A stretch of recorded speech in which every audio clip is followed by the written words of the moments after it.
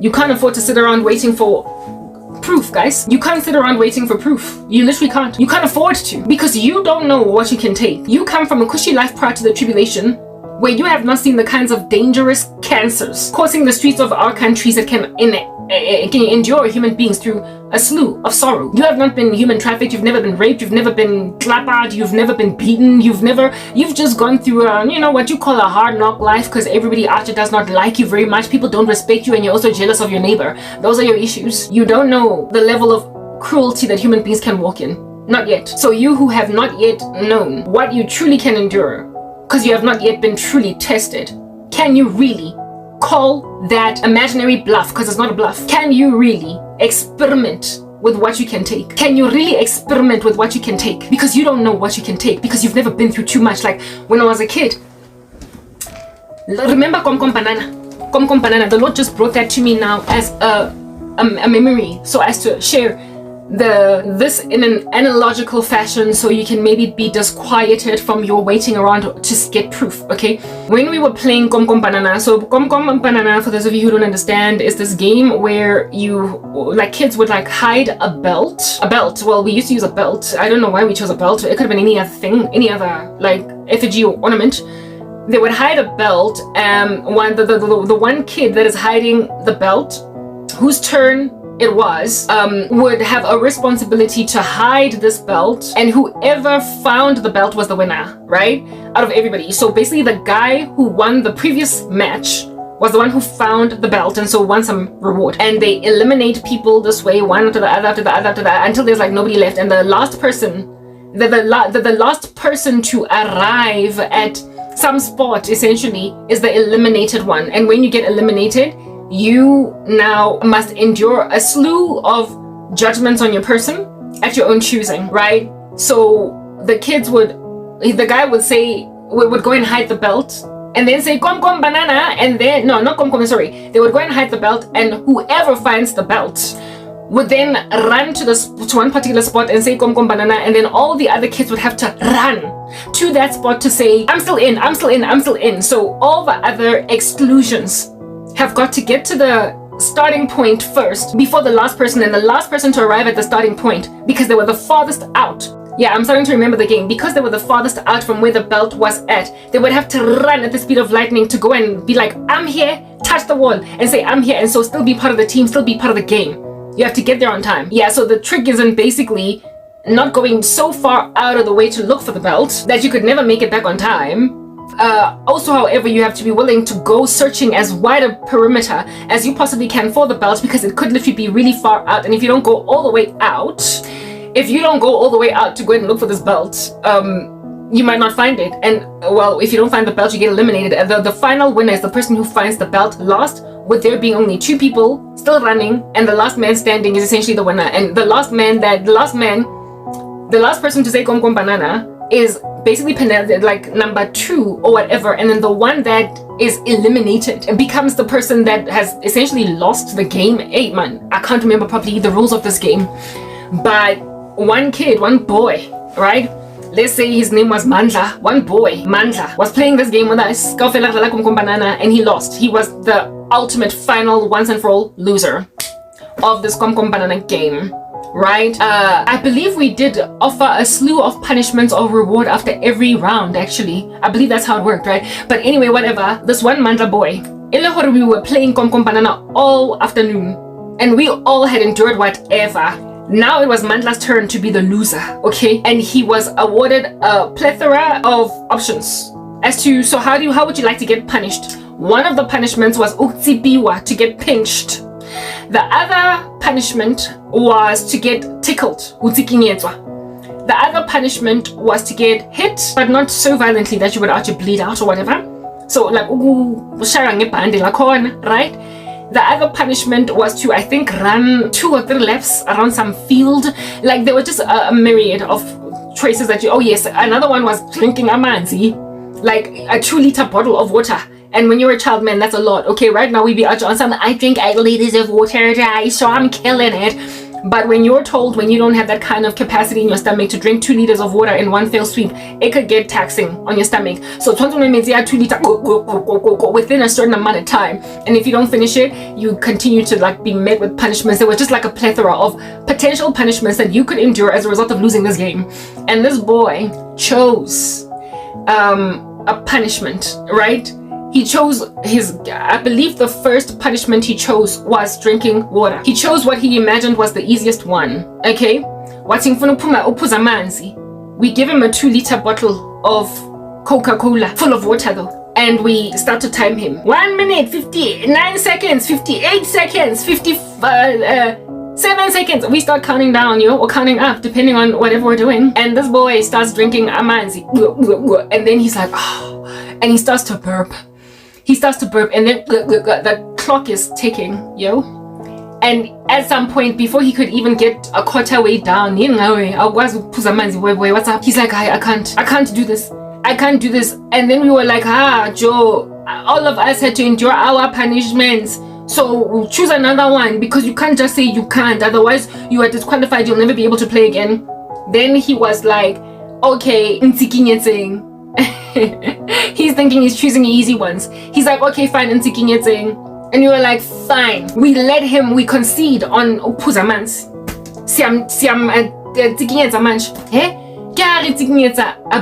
And instead of laughing, when you get tikinyetsa, it's so uncomfortable and you're like, but it's so uncomfortable. It's like, stop, get off me. Yeah, type thing. Most of us must tikinyetsa for a minute. Very uncomfortably, because and as well as causing you to laugh, okay? This boy, we are tikinyetswa, we are gitazwa lo muntu, and instead of ukuhleka njengathi kihaqala hula,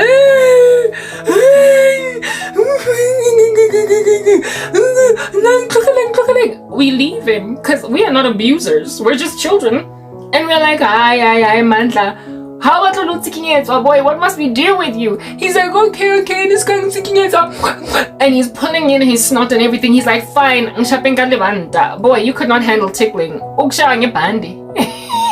We were like, fine. One of the kids grabbed the belt, and 1, 2, 3. Hey Batung, this dude, all of these 3 punishments at this particular juncture, he then is like, F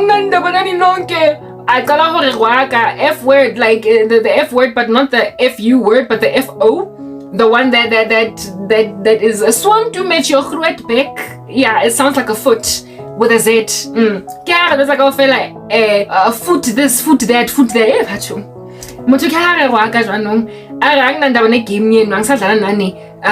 Ever again, because you hurting me. And we are like, lomuntu ikwa.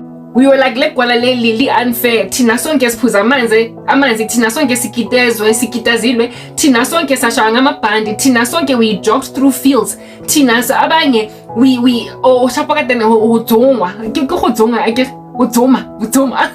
Another one of the punishments was like to basically get hit with a tennis.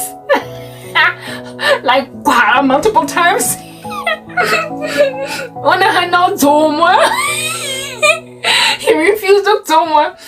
He refused to continue getting zomwa. He refused to get hit by the belt. He refused to drink water. He refused to, he did not choose the jogging one. He never got there. He refused to get tickled. He refused to drink water. This dude was just like, yo, there are rules in this game. So please don't be dancing around our rules, okay? You don't get to keep on playing Nachi when you don't endure your full quota of punishments. We all did it. So what's your problem, Mandla? Your name leaves a lot to be desired because you're nothing like your name. Mandla means strong. Okay, cool. Yeah, lo Mandla. The Lord showed me Mandla. And now the memory of Mandla. This is a true story. The memory of Mandla during that game Yakom Kompanana that he lost, and how the rest of us had endured stuff all the way to the end, and then carried on playing.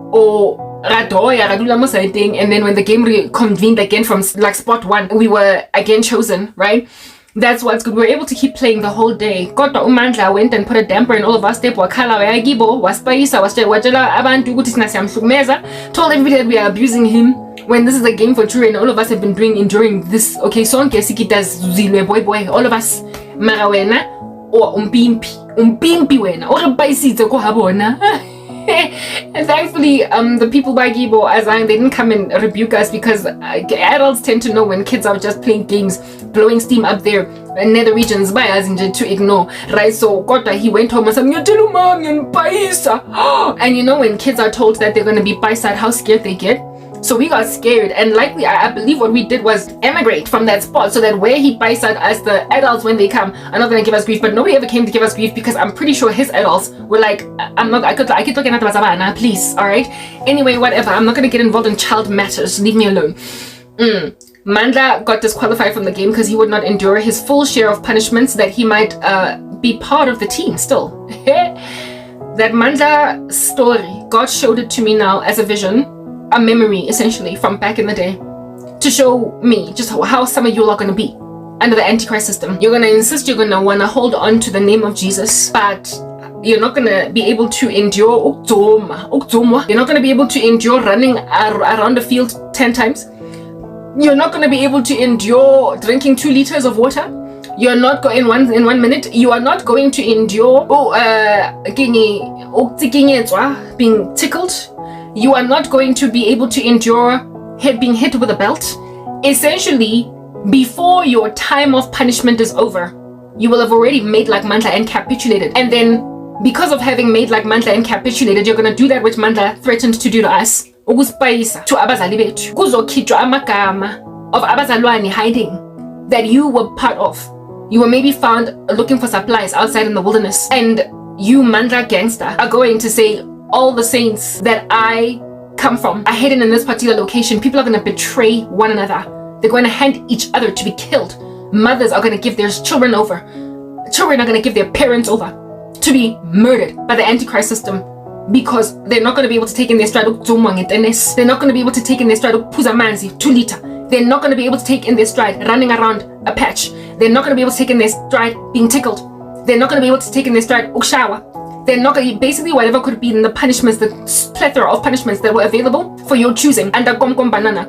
The loser game, the loser end run, not going to be able to stand. So Mandla, however, prior to him evidencing that he's a little weakling, he coward, do you understand? Didn't know that. That's why he boldly, on a mountaintop pinnacle, making like King Kong on a mountain, bashing his chest, he chose, I will drink water, because it is a natural biological process that he does every single day with relative ease. Kodwa lo Mandla did not plan to drink 2 liters. He did not know that the children who strategized around this game as they were building it, the game makers, the gamers that out here built the sophisticated like software, the system of gaming, they knew that it would be actually truly punishing to endure a small little body of a child through 2 liters of water in under a minute. The creators of this arena knew what they were doing, even though they were just 12 years old.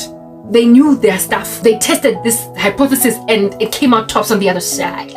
I've created a game. I've created an arena before when I was working for MTN. That team building, when we were starting to get poor, it's not that much money. We could no longer go to fancy venues and do random strange stuff, so we had to be creative. So my boss gave us a task to innovate what to do for the next team building, because no more are we going to go to very elaborate chalets ever again. MTN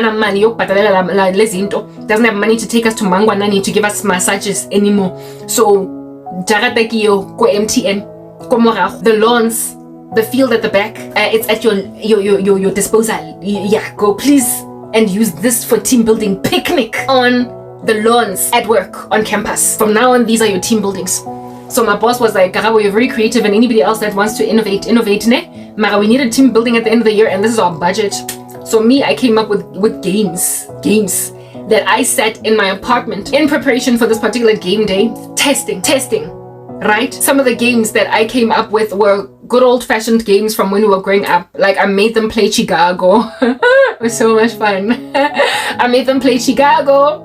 I made them play Eggy, I believe, right? But there was a game that I innovated that I called 1 Foot Wonder. I think I called it a 1 Foot Wonder. And I tested this game in my apartment to see if it's gonna give, right? Where it is that people would have to stand on 1 foot, however, with one of their legs, whichever one that they prefer, in a 90-degree angle. and whoever is the last man standing all up in this grill is the winner. And you would think that this is relatively easy for somebody to just basically stand like a peacock. Within 20 seconds. With it, but there was a guy who was always in the gym, and yet struggle to keep your legs suspended in a 90-degree angle. I'm not even expecting a 180-degree angle where it's like proper exercise now, right? How in the world you gonna fail when you always kukaring the tipi? So I guess at this point, maybe it was an issue with balance, or maybe it was an issue with the fact that these are not his kinds of exercises. But he was among the first to doya. He was among the first to doya, and the person who won that game was my boss, right? She was tall and lanky, and she sat there like a peacock, stood there until every last one of her team members were like gah, like chess pieces on the board, just falling from simply keeping their legs in a 90-degree angle on one leg, having to maintain their balance, right? In this particular patch of whatever. I tested this hypothesis. I tested this game in my apartment, and my leg got so like real fast in my apartment. I was like, if my leg gets this fast, then their legs are gonna get so fast. I tested my punishment parameters, and they worked on me. I got tired. Do you understand? So I figured that this is a survival of the fittest. Like, let the person who's always lifting weights in the gym win this particular game. And it was a woman that doesn't even go in the gym that won it. And the gym buff didn't win because he underestimated the power of my 180-degree leg. No, not 180-degree leg. My 90-degree leg. It was just a 90-degree leg, okay? And some of them now, their legs, they were supposed to keep their legs at a 90-degree, and some of them, they were like basically hovering on the floor. But some of them, you saw their legs that are now an obtuse angle on the floor. It's no longer 90 degrees, they're proper cheating. Or is it an acute angle? Proper cheating. But I let them stick around even with their legs lowered to a point of missing the point of the game. Cheating, they still fell. Tested and tried hypothesis. Do you think that the Antichrist system is not going to come up with testing enhanced interrogation strategies to know what causes people to finally crack? So both using psychological methods as well as physical ones. Just a strain. Why do you think Chinese water torture, and I spoke about that the other day, is so effective method of ultimately getting information out of people? It's largely non-punishing. Nobody actually really truly gets hurt in the sense that there's no physical harm done to a person, but just the psychological torment of having a drop of water just land on your forehead over hours and maybe days eventually causes people to crack, because initially when that one goop drop of water lands, it's like nothing. It's just water on you. You're not being waterboarded. It's just a drop. But if this drop has been landing on you goop, and in increasing intervals over hours and days, eventually that one drop of water landing starts to feel like a rock, and a small rock, and then it starts to become a brick, and then it starts to become like a boulder, such that by the time, and they also, like I said, space it out to make sure that the intervals between which the water drops on your head are spaced out. So the more spaced out, the heavier the landing brick feels. And people have been known to literally say, okay, I'll talk, from simply having water sprinkled on their foreheads in a psychological torment chamber over days. The Antichrist system is intelligent and so likely knows how to cause Christians to bite. Do you understand? So what can you take? Wena who make like mandla on a mountaintop, preen and pristine. What do you think you can take when they're Chinese water torturing you? You can say, Wena, I am gonna drink water, and then you can't handle water. Well, it's not gonna be water. Neither Chinese water torture in the Antichrist system. In the Antichrist system, it's not going to be water, neither Chinese water torture. It's going to be really extreme punishments that you are likely going to feel the first pinch of. Oh yes, and one of the things that he chose, he chose being pinched. So he first chose water, and then he chose tsikinyetswa. Then after tsikinyetswa, he then chose to get pinched, following which he then was like, yeah, fine, hit me with a belt. So he went from the what he imagined to be the lightest sentences to heavier ones now, the ones that he imagined he was nicely avoiding. He thought that he could avoid being pinched and hit, and yet after water and being tickled, he then chose being pinched. He couldn't handle that, and then he chose getting hit. And it was at getting hit that he was like, to F, foot. And then, like with a sack. Yeah, the guy, foot in a sack. You know how kids swear? Yeah, man. Hey, I'll go waka ke ngwana man ho botlhoko ke ha re waka jalo a re braisa. Abuti ke mo rona o re fa mantu mo harang disek, so we let him go. But you don't know how weak you are until you are endured through some kind of harsh situation. You don't know who you're gonna throw under the bus. You don't know who you're willing to human traffic. You won't know when you go. You don't know if you are the kind of mother that would be prepared to sell your daughter just to eat, because you've yet to endure hunger. You have yet to endure so much hunger that you would see your daughter's body parts as viable exchangeables as a commodity in the black market. You don't know what you can do until you go through so much hardship that it will test your virtue. So you're holding on to Jesus, telling yourself that you can take the guillotine. The guillotine is, like I said, the last shavings. It is throwing away the shavings of vegetables. Can you endure peeling? Can you endure being grated as a tomato? That is the true test, because that's what Christ went through. He was grated like a tomato with a cat o' nine tails, and he went all the way to the end and said, it is finished. And when you wait to prove that he is Lord, and that what is written in the Bible is true of him and of what's going to give, you are asking to be grated like a tomato and stay alive until finally you breathe your last because they cut off your head. You are asking to go all the way to Golgotha after having endured the punishments of Jesus en route there. You're asking to endure the sultry heat carrying a cross to Golgotha. And seeing as you've never been tested in this fashion before, you don't know what you can take. So if you don't know what a weakling or a strengthling you are, a strongling, seeing as you don't know within this parameter what you truly are or who you can be, you best to not test it. I did not know how strong I was until I was endured through nonsense on earth. Prior to me being endured through nonsense on earth, I have on multiple occasions, and frankly it used to offend me, been called fluffy, weak. One guy said to me, when I Karabo, you're so weak that I could just do this to you and you will fall. Same gang participated in the mutiny against my life and imagined me nothing. One of the guys that I used to have a crush on, I remember one time we were all having a discussion. He used to work for MTN as well, and I said to him, oh no, I don't like camping. I don't like being out there in the bush because I don't like wildlife. I have a thing about things that go bump in the night or things that creep and crawl. And as I was talking like this guy had a massive crush on me. I had a massive crush on him back. And when I said this, because over me, I literally saw him roll his eyes and look to the side. Like, imagine having a crush on a woman, you like her, so you're trying to push your best foot forward, right? And then she says, oh no, I don't like being in a bush. Don't take me camping. And then he rolled his eyes on she's one of those, she's not my kind of girl. I want my woman to go camping with me. And I'm not gonna go into a bush with some chick that's gonna be jumping up and down in front of frogs and be like, what's croaking? What's crawling? What's creeping? I don't want that kind of woman. She needs to be stronger than that. He literally rolled his eyes and my heart was broken because, I had a crush on him. Yeah, that's how people used to treat me. The same guy used to enjoy calling me, as opposed to Karabo, which is my name, right? Because he thought I was this like snob with a silver spoon in her mouth, he would call me Karabo. When I'm pizza Karabo. Yeah, and rolled his eyes when I told him I don't like bushes. People thought I was weak. And I personally, I knew I had a certain strength in me. You know yourself better than most, right? And the underestimation of my person was really based on outward appearance, my twang and my accent, my Lani way of being bosnob back. Caused people to think I'm just this like weak thing that you can just blow over.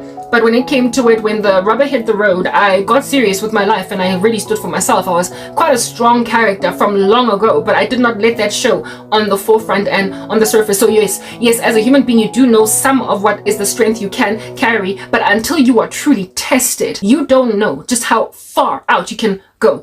And it is precisely because of that outward appearance of this damsel in distress that's just so, oh my goodness, what is it? Is it gonna hop? Or is it gonna bounce? Or is it gonna skip? Is it gonna crawl? Yeah, because of people looking at you as that, sometimes you get treated when you are now in a very serious kushubile type arena. Sekushubile manje, kuyashisa akunasikhathi sokuba isnob esisaba ama-spiders ngaphandle. When you are now seriously going through hell on earth, you're going through a labyrinth, you're going through a maze, and you're trying to survive because of your outward appearance, your demeanor. People, precisely because of how you look outside, then test you with so much patronizing affliction and expect you not to win. Expect you not to stand, that it shocks them on the end when you do. So essentially it is going to be the most unseemly people that are going to survive the tribulation in Christ. And it is going to be some of the strongest looking prayer warriors and most fervent, effervescent Christians that can ever be, that are going to not only take the mark of the beast, but call everybody out like rodents out of piping in a house from where they're hiding. People that everybody would have never thought, this one will never bite, this one will never give us up. And yet guzo kipwa yena. The Danny Bravo looking one, the one that spiritually looks like Danny Bravo, the one that's always in the corner singing hymns, that calls everybody out of the woodworks, that extracts everybody like termites in wood by a fumigator. Nizo kitra, by people you don't expect. My demeanor, the way that Kilingate, you know how I'm so colorful right now in this ministry. I didn't even give you caveats. I've got this like swinging scripture over here. I've got all these stickers, whatever it is that I've used. I'm using an application stickers. I've got this fake makeup and whatnot. I'm very colorful. I'm girly girl. That's what I'm saying. Mara ke sira se ene go shubile, and I'm a prayer warrior. I ke rapela bosuka fela ene I don't take prisoners. I don't take anything lying down. That's what I'm saying. I'm very serious. No, I'm crayon. I'm very serious, even though I am full of paint and color and splendor and decoration. Artsy fartsy. That's my personality. But don't mess with me, my God, and what I'm trying to do. That has become evident, however, after what? 10 years. And still, to this day, 10 years down the line, people are still trying to foster because they are not letting go of my outward appearance. Treasure in jars of clay. You are a gargantuan spiritual beast. You're a gargantuan spiritual beast, and yet people still treat you. Do you understand what I'm saying? Like you're a fluff ball. Same way that guy rolled his eyes. People are rolling their eyes every time I say I need spice and some chatile or a divorce. When I keep on saying just because I'm not money does not mean I'm ever going to capitulate just to get it. I'm not gonna settle. They tell themselves just because I'm 40 does not mean that I'm gonna settle. And just like that dude that rolled his eyes when I told him I don't do jungle and bush, I don't do spiders and frogs. People are rolling their eyes on some. It's only a matter of time. Whatever it takes. It's only a matter of time. You have no idea when God has breathed resolve into a saint.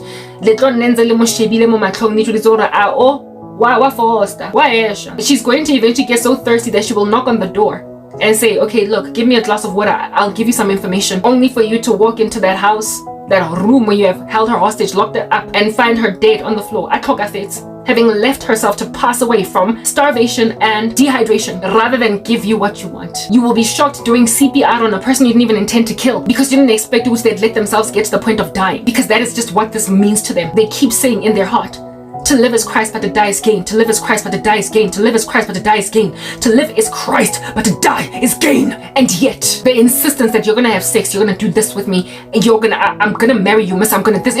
People have no idea how I will never bite. But the thing that keeps them going is no other thing but my phenotype, my outward appearance. Makes people think it's only a matter of freaking time. Do you understand? And it is precisely because of their belief that it's only a matter of time, that they're going to get knocked out by Jesus. I've been saying that for a minute. They're going to die or be bereaved by the death of loved ones.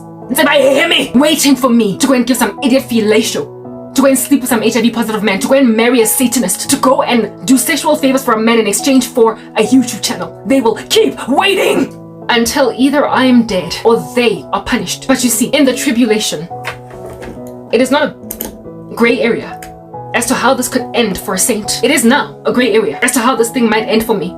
I could either end up going into the sunset, getting married, getting everything I want, because God gave me breakthrough, because we are yet to enter the tribulation. Things could take a turn for the better. They could. It is possible, even though it's highly unlikely. But I could also die. Prior to the tribulation, what sorrow and hardship saints endure could be met with breakthrough, deliverance, comeuppance for their enemies, or martyrdom, as in an angry mob of villagers that are satanized to the nth degree with idolatry in their worship of effigies will kill the saint that has been telling them don't do this thing, it's idolatry. It could result in the ending of a Christian's life or in deliverance. But in the tribulation, it's just death. In the tribulation, there is literally zero hope that one day people are going to see where you're coming from and so give you a hand of help.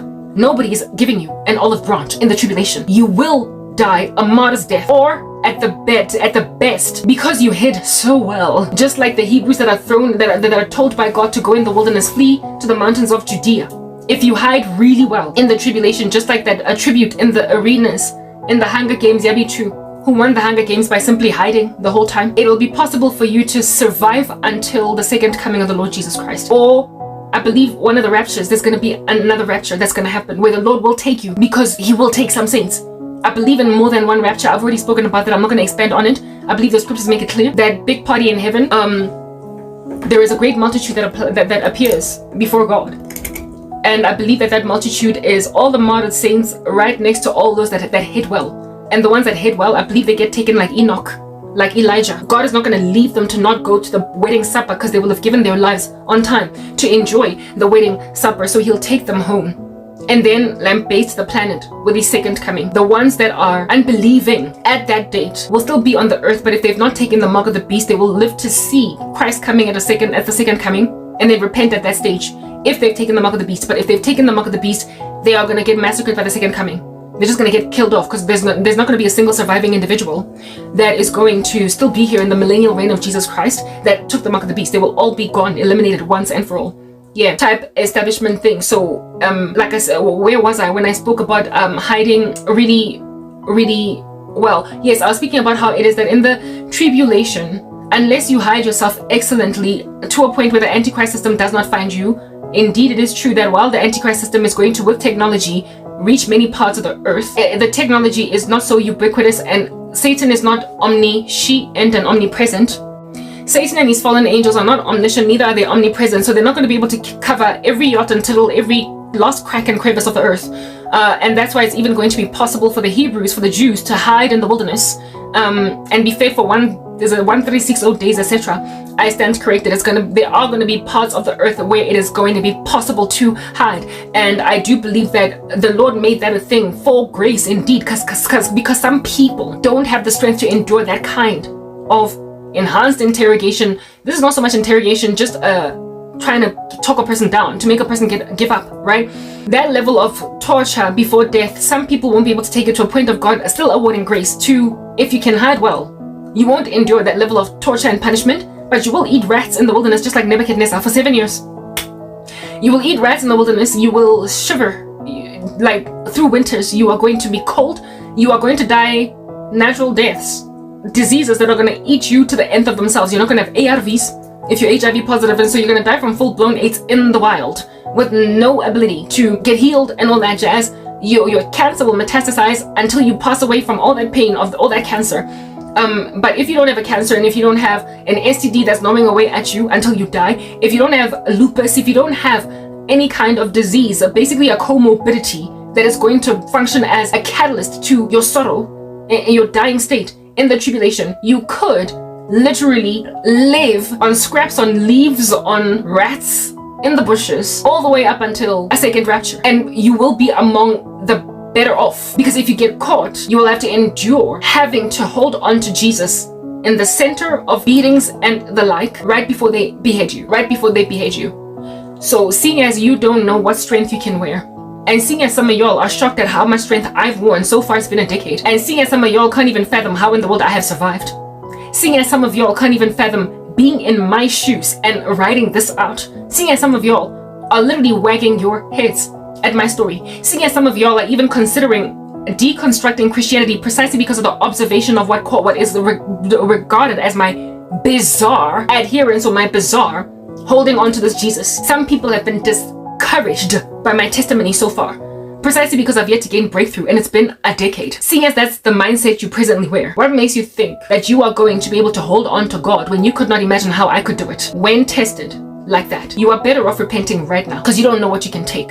You are better off repenting right now because you are unaware to yourself as to how much you can grab in your stride. Guys, you don't know what is your strength. There are people who are going to know that the mark of the beast leads to death, but the pain of enhanced interrogation, we shall just call it that, might be enough for them to justify it. Especially when you are being smooth talked, when you are being offered delicacies malekere in exchange for your capitulation. You don't have to go through this. It doesn't have to be this bad. I don't actually dislike you. I really am a lover. I'm not a hater. I'm just trying to establish order. When you table listen, the other day I was thinking about occult recruits, people that join these nefarious organizations. Very rarely do they get brought into their occult organizations with candor as to what in the world it is that they are going to be doing in exchange for what. They have to be beguiled into seeing this as a benefit. And I remember just thinking that likely the way that people convince occult practitioners to hurt family members and friends and anyone on the periphery of them is by tabling it in a way so as to make it look as if though there's literally no other way. And it's unfortunate that this world has to be so inefficient. It's unfortunate that this world has to be so unjust. And also, it's naive, if you think about it, John, to truly be either socialistic or egalitarian, because let's just face it,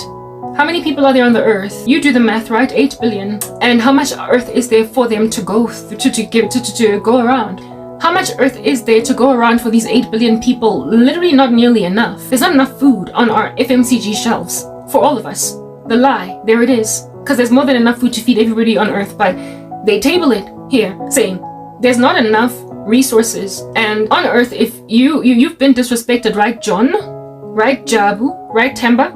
You've been disrespected before. And how did it make you feel? Like the scum of the earth, right? Exactly. Well, those people who disrespected you, what was it based on if you just think about it? It was often linked to something that you lacked or a power that you could not wield. It was your lack of influence. And this earth that it's naive to imagine that can be truly egalitarian in any fashion has resources that can be distributed to inhabitants there. This earth has resources that can be distributed to inhabitants living here, right? Temba, Jabu, and John. But if we were to be truly fair and award everyone a piece of bread so they don't starve for the day, there will still be a risk, Jabu, John, and Temba, of them disrespecting you because you have nothing to wield over them, to basically hold over their heads, to make them mum. Shut up and honor you. As a man, money gives you influence, John, Jabu, and Temba. Opulence, wealth, enables you to pull strings, and people are forced, when you have this money, to respect you. Even though they might be harboring strange sentiments, they will grovel at your feet because you are able to pull strings that can entirely obliterate their existence, because you're the one with all the influence. So if at all there are not enough resources to spread among all earthlings, and if at all it's not reasonable for us to evenly spread our resources across the board, because then no one will give anyone respect, and you want respect, you are going to have to basically take a piece of the planet from somebody else. Because to be equal, fair, and to evenly distribute is to make sure no one goes hungry. But it is also to make sure that everybody will bicker, brawl, because no one will respect anyone. There will be no order. Somebody must lead, right, John? Somebody must guide, right, Temba? Somebody must crack a whip, right, Jabu? So let it rather be you. Let it rather be you. If at all there are no hierarchies and the structure is flat, there would be no order. And they're not wrong. The Lord did award hierarchical structures on earth that there might be government, but it was supposed to be fair. It was supposed to be holy and righteous. But ungodly men who gaze upon nothing but the earth as their final thing that they're juicing. Imagine that they gotta run a terrible rat race to acquire as much of the earth's resources as they possibly can for the acquisition of honor, respect, and dignity. So I would imagine that the way that they dangle carrots in front of these people who eventually join occult organizations and allow themselves to kill beloved family members, allow themselves to rob beloved family members of futures, taking in so they can become millionaires. They are likely encouraged to do this thing under the guise that it is naive to fathom it possible to gain any respect in an egalitarian society, one where the structure is flat and everybody must now get along. It's not possible. Human beings are not inherently orderly, so where there is not one chief whip, they will just go awry. And why not you be the leader of them all? Why not you run them, you megalomaniacal buffoon? Why not you? I would imagine that they counseled them with success by beguiling them into thinking that they've got to be the head or the leader in their families. Because if not them, somebody else will take this position, because necessarily must somebody take it. So if they don't take it by force, somebody else will take it. They tell themselves that nobody here is ruly enough on earth to truly respect anybody's goods. So if anybody's going to be stealing, let it be you. If anybody's going to be wealthy, let it be you. Rather than there must necessarily be, according to them, bottom feeders. And then there are those who are top dogs. Rather than be a bottom feeder, be a top dog. But to be a top dog, there are certain concessions you must make to your conscience. You gotta acknowledge that some of your family members are not gonna go anywhere in life. You gotta see that you gotta take from where it is that you come from. Because if you don't take, somebody else will. Do you want to be a bottom feeder, Jabu, John, and Temba? Or do you want to run the show? Do you want to lead? And then John is like, it's uncomfortable, I get it. I don't want to hurt my sisters. But he's going to hurt them because he has been sold a lie that the resources of the planet are finite, and that if at all he doesn't amass as many for himself as he can, he will gain no influence, that he will be respected perpetually for the rest of his days. And so he steals with wealth transfers, seeing as they are made to believe that the earth's resources are limited, and that the earth's resources in that limitedness cannot be evenly spread, because then there will be no order. So somebody must have a lot at the expense of others. So hunger must thrive if at all you're going to be philanthropic and feed the hungry so they can respect you. John, don't you see? They tell them it that way. And so that's why likely I would imagine that celebrities are so philanthropic. They're so altruistic, full of charity work, but they do so many satanic rituals. They tell themselves that rather than me being a bottom feeder, I'd rather give handouts. I'd rather be altruistic. I would rather be the one at the soup kitchen feeding the needy rather than be the needy. I'd rather adopt orphans in Cambodia as Angelina Jolie than be the orphan abandoned to ride out the streets and be a victim of my circumstance and be underestimated simply because I'm underestimated. I would much rather not have to go through that. So they recruit people into doing some of the most heinous acts against loved ones and their villages, their ecosystems, their communities, on the lie that everything is finite. Not only on that lie, but also on the lie that this is it. Like you only live once, yo. You only live once. You only have one existence on this planet. So are you gonna die poor, wretched, and diminished, or are you going to have streets named after you? What do you want to do, bro? What do you want to do, sis? Yeah, okay.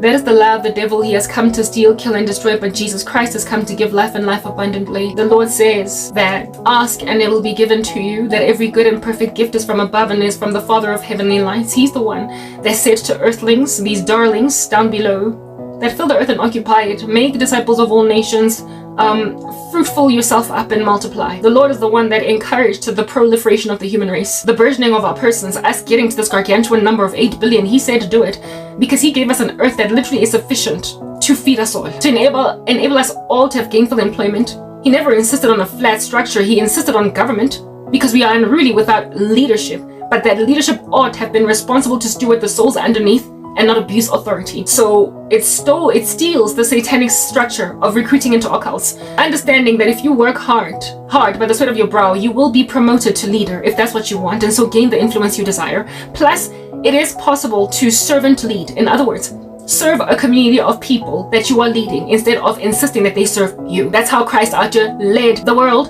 and that's how he brings us to himself. He lovingly pursues us that way. He washes the feet of his disciples and does not insist on being poised, perched on a throne with a scepter, saying to people, do.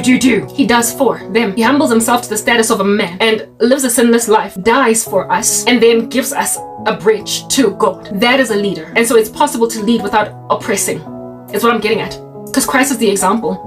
And it is also possible to amass wealth without wealth transfers, without sin, without stealing from other people, because the devil is one that steals. Because there are more than enough resources on the planet to make wealth for oneself that are honest, and that is honest. You can earn an honest living without bribing, without money laundering, without racketeering, without stealing from your next door neighbor, without doing wealth transfers. It's possible. Hard work pays off. But in an increasingly unfair world, hard-working souls are awarded no mercy. They're awarded no reward. Like me, where with my brain, I'm producing quality content that is flowing from the abundance of God's anointing. So it's free, and it ought to be amassing for me ad revenue that is putting wealth into my bank account. But there are people who are functioning as barriers to entry, imaginative that they're in a position to take my vats of gold, silver, emeralds, and rubies that I have worked like a dog tirelessly to manufacture. The Lord has shown me that there are people who listen to my content as at the last place where I was at, and even in the space where I'm being watched by occult bosses. There are people who, because my content is so reaching and so deep, grabbing my content and literally sharing it as their own. My prophecies. I also had a vision long ago,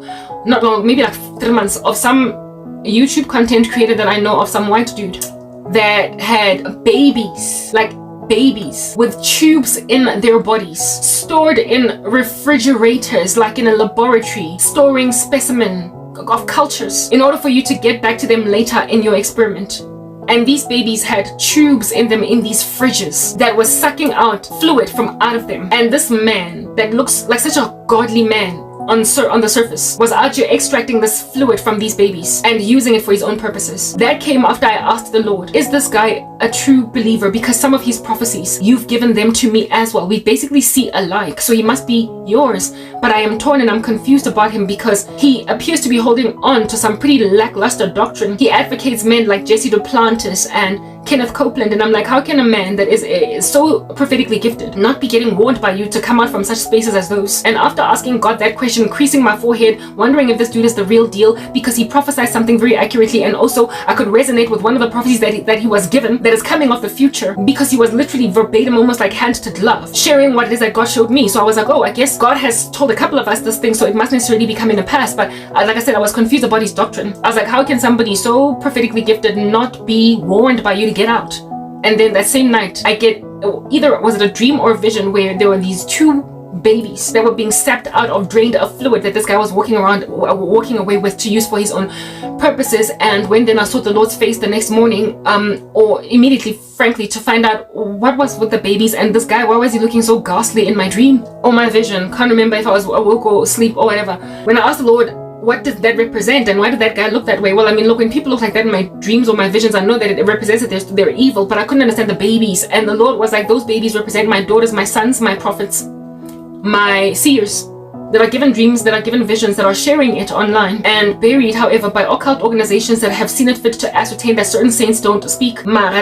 Because they are being funneled information into by God, their information is veracious, it's accurate, and so therefore they steal the prophecies of saints in order to put them on their own lips and share them with an audience to amass for themselves, when these prophecies come to pass, audiences, many people watching their content, and then say, oh my goodness, brother John, brother Wembley, brother Brandon said this the other day, and look at it coming to pass, and he said this 2 years ago. Oh my, this guy is really gifted spiritually. The original source of that prophecy was some Christian that is still sharing prophecies like I'm still sharing prophecies every single day. Well, not daily, but I used to speak daily, but you get my point. Every time I post over here, every time I come and I speak over here, and there are people literally juicing me. I've got tubes and I'm like a baby in a refrigerator in the occult, and people are draining information out of me, and then they're going in front of their own YouTube channels, pressing play with a ring light and everything beaming in their faces, and they're saying God showed me. But not so much verbatim or even paraphrase or even plagiarizing to the letter, but nonetheless not paraphrasing, getting verbatim, speaking to the letter. They're rather paraphrasing everything that I said, but it's my content. And never mind, look, listen, I don't care to say my content because the gospel can already be copywritten or IP'd, right? You can't say this is my IP, my intellectual property. But when you hide a saint and refuse for them to speak certain words on the rooftop, and then you steal those words and you say that they're your own, you are sinning heinously on that day. Because while we do share similar stuff on the rooftops, because the gospel is maintained consistent all throughout the ages, we ought to be able to, in our ecosystems, share this thing. And if you are withholding a saint from a certain people group, you are sinning. And you are using the gospel as a means of financial gain. You are trying to make money out of prophecies. And the blackest of darkness is reserved for you forever. And because of you, the way of truth is blasphemed. It's maligned. Like it's written in 2 Peter 2. The way of truth is disreputed because true saints who are really holding on to Jesus Christ, their witness is being underestimated because of how they appear to be getting no breakthrough, while occult practitioners posing as saints are speaking the words of life. They're speaking the words of life. What is the word that I'm looking for? Plagiarizing true saints. It is not plagiarism when you share a prophecy you heard yesterday from somewhere else. Because listen, there's a man in the Bible that out here cast out demons, and the disciples were complaining that, hey, this guy's out here casting out demons and he's doing a strange thing. And God was like, if he's not against us, then he's with us. If he is not coming in the name of Beelzebub, then he's with us. Let him go and cast out demons. So I don't care for people to share everything that I share. I would never put a copyright stamp on my content. I would never say that people can't share it. I have bones to pick with Amir Safadi for that reason. There's a brother of mine by the name of The Watchman, who once grabbed a clip of one of Amir Safadi's videos, and he got a copyright strike because of that. And I was like, literally, how dare you IP or copyright God's work to a point where saints sharing your exact work, literally your video verbatim, just copying it, are getting copyright stricken on YouTube by you. How dare you? I was so annoyed by that, to a point where I nearly wrote Amir Safadi off. But then I made a decision to go back to him, because I told myself that saints sin and he will lose a reward to a certain extent for this thing that he's doing, Amir Safadi. But I can't write him off altogether, because clearly he is called by God. But I am still holding him hostage essentially for that thing that he did to the Watchman. It really sat badly in my heart, because how dare you copyright the gospel? I don't care if people copy your work and they keep on sharing it over and over again, proliferating it. You ought to have that mindset in the scriptures of, if he is casting out demons in my name, truly he is with us, so let him go and carry on doing what he wants to do. So I'm not necessarily lamenting against people using my content or even sharing my work, plagiarizing it verbatim. I don't care. They can speak what I say to their leisure. The problem is in burying me and making sure I go nowhere and then claiming my work is yours. On that day, you're refusing to let me eat, breathe, sleep, and be okay. The problem is in the fact that I am not okay as a person. I'm suffering. Do you understand? There's another brother of mine that I greatly look up to. His model is so incredibly exemplary that he is worth the while to say to people, if you want to follow Jesus in so following this man, and copy his example, you do right. His name is Joe Kirby. Not only is he not monetized on YouTube, which I find quite admirable, but there was a day when he rocked up, because he was so inundated with work. He rocked up and said, look guys, my content, if you want to grab any of my videos and repost them in your channels at your leisure, you can. Do you know how generous that offer by Joe Kirby was? It is generous because Joe Kirby did not insist that they don't monetize their channels. But he did say that if you want to use my content, you can. Essentially, he enriched the body of Christ in the sense that if at all there was a suffering saint that decided to take his content based on his proclamation on his channel,